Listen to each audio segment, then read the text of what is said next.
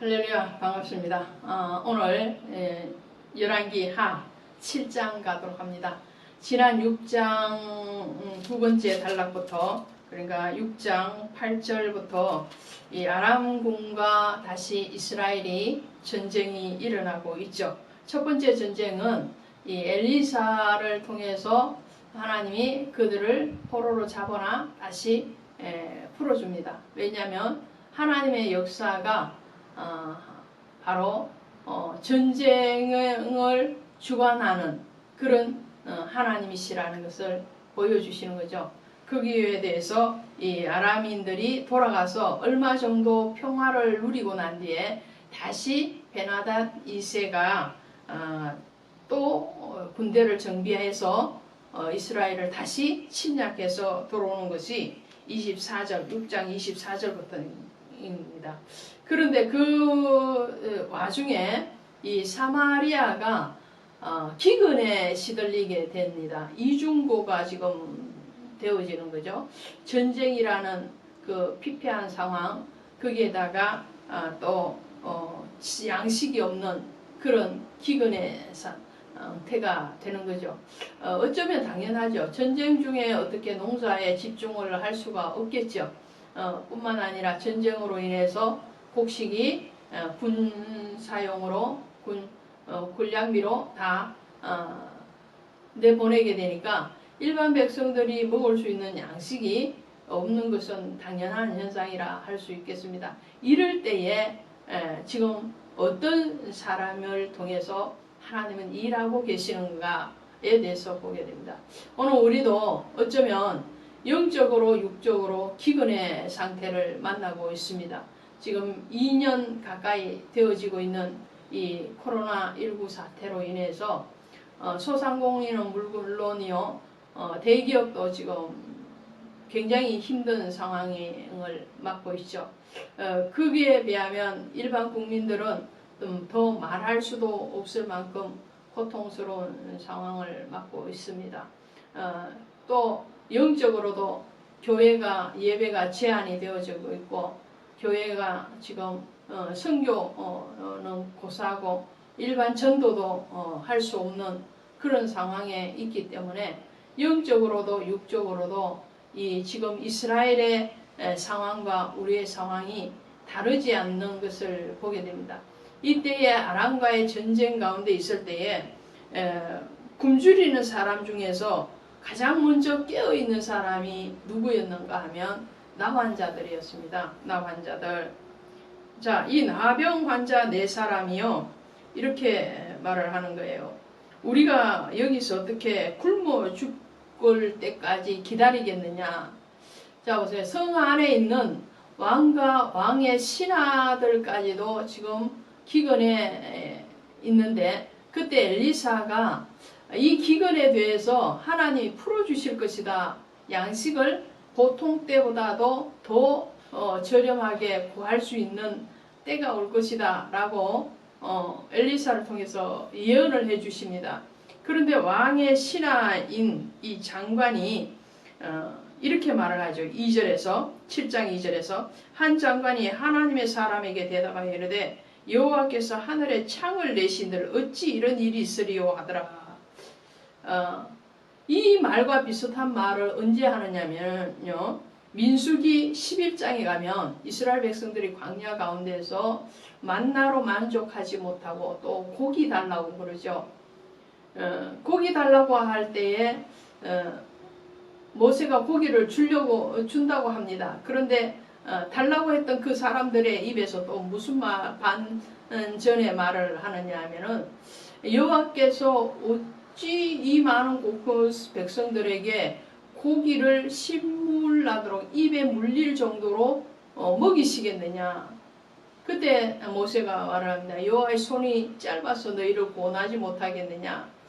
그리고는 메추라기를 정말 그의 입에서 고기 냄새가 풀풀 날 정도로 내려서 먹게 하시죠.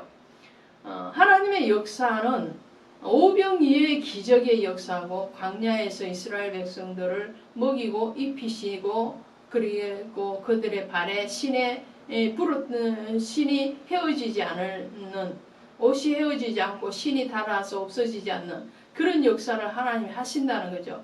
근데 이스라엘의 왕의 신하는 이것에 대해서 콧방귀를 낍니다. 그 결과가 어떻게 됐냐? 나중에 이 신하는 죽임을 당하게 되죠.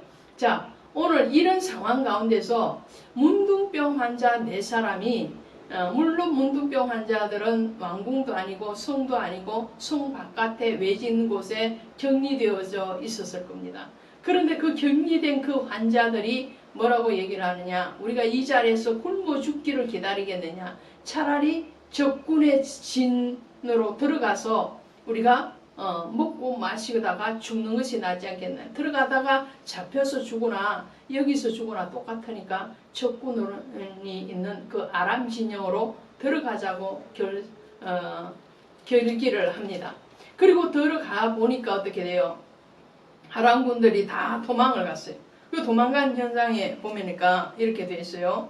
5절, 7장 5절 6절 보시면 아람 진으로 가려 할새 해질 무렵에 일어나 아람 진영 끝에 이르러 본적 그곳에 한 사람도 없으니 이는 주께서 아람 군대로 병거 소리와 말 소리와 군대 소리를 듣게 하셨으므로 아람 사람이 서로 말하길 이스라엘 왕이 우리를 치리하여 헷 사람의 왕들과 애국 왕들을 갑을 주고 그들을 우리에게 오게 하신. 자, 그러니까요, 하나님이 환청을 들리게 해주신 거예요. 이 아람 군대들이 성을 지키고 방비를 하고 있는데 어디서 막 말발굽 소리가 나는 것 같은 거예요. 환청이죠. 근데 그 환청을 아람군은 어떻게 생각을 하냐면 이스라엘 왕이 요청한 애국과 이런 헷사람, 이런 주변국의 군사들이 자기들을 치러 오는 걸로 생각을 합니다. 마치 이전에 열왕기하 3장에서 개천에 해가 떠올라오게 하고 그 해가 마치 핏빛으로 보이게 해서 이 모압 사람들이 다 도망을 갔잖아요. 그와 같은 상황이 또 아람 진영에서 일어나는 거예요. 그래서 그들이 다 양식이고 뭐 무기고 다 버리고 다 도망을 갔어요. 그 소식을 이 문둥병 환자들이 왕에게 전하는 겁니다. 자기들이 먹고 마시고 충분히 했어요. 그리고 난 뒤에 양심에 찔리는 거예요. 이것을 우리만 먹고 누려서 되겠느냐. 이것을 굶주리고 있는 백성들에게 나눠주기 위해서는 왕에게 이 사실을 알려야 되겠다. 자, 육적인 문둥병 환자였지만 그들은 영적으로 깨어있는 사람들이었죠. 육적으로 건강한 사람들은 영으로 다 잠자고 있는 아람에 대해서 벌벌 떨고 있고 왕과 왕의 신하들까지라도 하나님의 역사를 믿지 않는 그 상황에서 이 사마리아 성에 있던 4명의 이 문둥병 환자들은 영으로 깨어 있어서 그들은 도전했고 또 하나님의 역사에 대해서 발견을 했을 뿐만 아니라 그것을 증거하는 자리에 있었다는 거죠. 자, 누가복음 19장 40절에 가면 예루살렘을 입성하는 예수님을 환영하는 그 제자들과 무리들이 소리를 지를 때에 그 소리에 대해서 입막음을 하라는 어떤 제자의 요청에 대해서 예수님이 이렇게 말씀하시죠. 만일 이 사람들이 침묵하면 돌들이 소리를 지르리로다. 자, 하나님은 누구를 통해서든지 하나님의 복음의 역사는 알리게 되어 있다는 거예요. 돌을 통해서라도 낙의 입을 통해서라도 오늘 문둥병 환자를 통해서라도 하나님의 구원의 생명의 소리는 지금도 전해지고 있다는 거예요. 오늘 바이블 스토리 산책은 이 사명을 감당하기를 원합니다. 고린도전서 9장 16절에 내가 복음을 전할지라도 자랑할 것이 없으면 내가 부득불 할 이임이라. 만일 복음을 전하지 않으면 내게 화가 있을 것이므로다. 바울의 고백이에요. 자, 복음 전해서 자랑이 되는 것이 아니고 복음 안 전해서 화당할까 두렵다라는 거죠.